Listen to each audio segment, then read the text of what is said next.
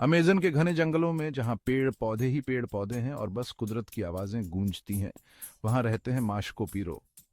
ये आदिवासी लोग पीढ़ियों से ऐसी जिंदगी जी रहे हैं जो आधुनिक दुनिया से बिल्कुल अलग है। ये इस बात का सबूत है कि इंसान कितनी भी मुश्किल हालात में खुद को ढाल सकता है और जिंदा रह सकता है। माश्को पीरो, जिनकी गिनती कुछ 100 में ही होगी, घुमंतू जीवन जीते हैं। ये पेरू में स्थित मनु नेशनल पार्क, जो कि यूनेस्को वर्ल्ड हेरिटेज साइट है, के बीचों बीच शिकार करते हैं, मछली पकड़ते हैं और फल फूल जमा करते हैं।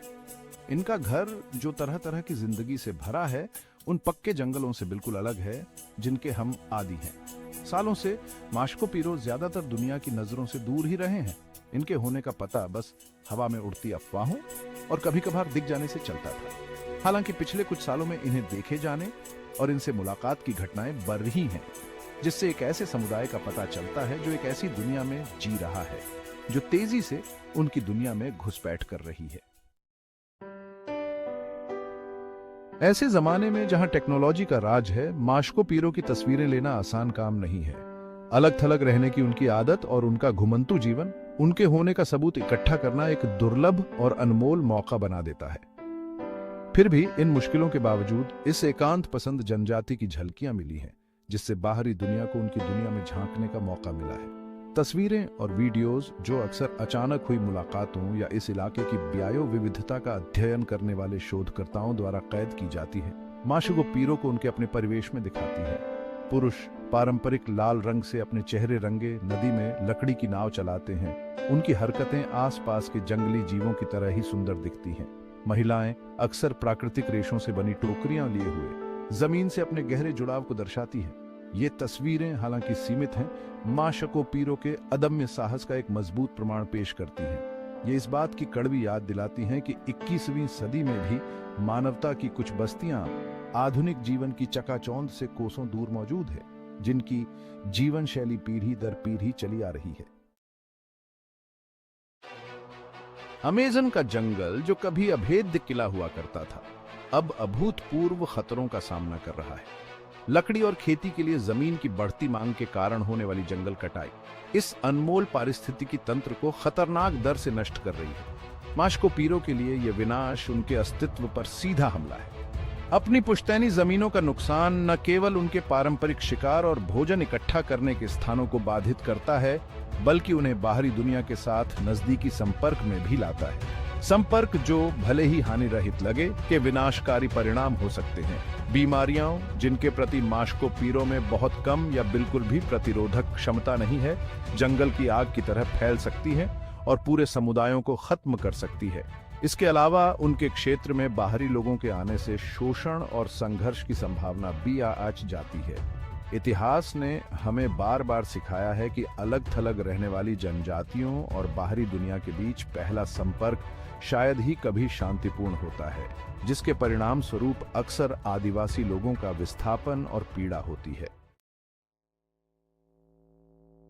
भाग 4, मुलाकातें और बातचीत, एक बदलता रिलेशनशिप। जैसे जैसे माश्को पीरो की दुनिया और हमारी दुनिया के बीच की रेखा धुंधली होती जा रही है, उनके और बाहरी लोगों के बीच मुलाकातें ज्यादा होने लगी हैं। ये मुलाकातें, जो कभी कभी शांतिपूर्ण होती हैं, अक्सर तनाव और गलतफहमी से भरी होती हैं। कुछ मामलों में माश्को पीरो नदी के किनारे पहुंचे हैं, जाहिर तौर पर गुजरती नावों से औजार या खाना मांग रहे हैं। ये मुलाकातें हालांकि सौम्य लगती हैं, तेजी से बदलते परिवेश में उनके सामने आने वाली चुनौतियों को उजागर करती है। आसानी से मिलने वाले सामानों का लालच उन्हें बाहरी दुनिया पर खतरनाक रूप से निर्भर बना सकता है। हालांकि सभी मुलाकातें इतनी अच्छी नहीं होती हैं।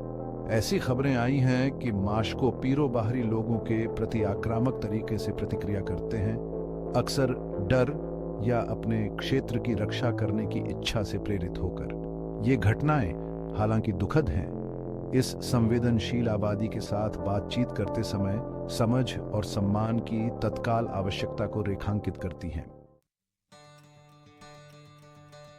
भाग 5, सुरक्षा की तात्कालिकता, माश्को पीरो की सुरक्षा।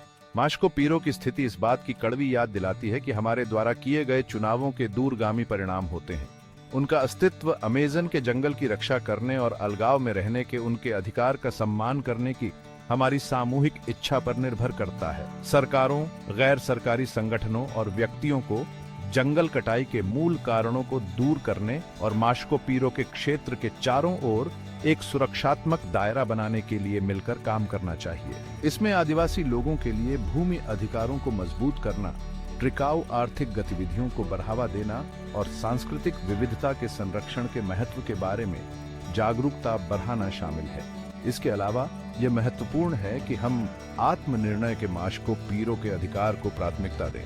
उनके साथ किसी भी संपर्क या बातचीत को अत्यंत सेंसिटिवता और सावधानी के साथ किया जाना चाहिए। हमेशा उनकी भलाई को प्राथमिकता देनी चाहिए और अलगाव में रहने के उनके फैसले का सम्मान करना चाहिए। भाग 6 कार्रवाई का आह्वान, हमारी साझा रिस्पॉन्सिबिलिटी।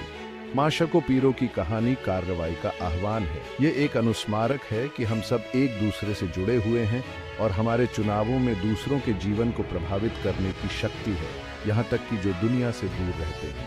अमेज़न के जंगल की रक्षा के लिए काम करने वाले संगठनों का समर्थन करके, माशको पीरो की दुर्दशा के बारे में जागरूकता बढ़ाकर और जिम्मेदार पर्यावरण नीतियों की वकालत करके हम सभी उनके अस्तित्व को सुनिश्चित करने में अपनी भूमिका निभा सकते हैं। आइए हम अपने ग्रह के संरक्षक बनने का विकल्प चुनें, प्रकृति के नाजुक संतुलन का सम्मान करें और जीवन की विविधता का जश्न मनाएं, जो हमारी दुनिया को इतना असाधारण बनाती है। माशको पीरो और दुनिया भर की अनगिनत अन्य आदिवासी संस्कृतियों का भाग्य हमारे हाथों में है।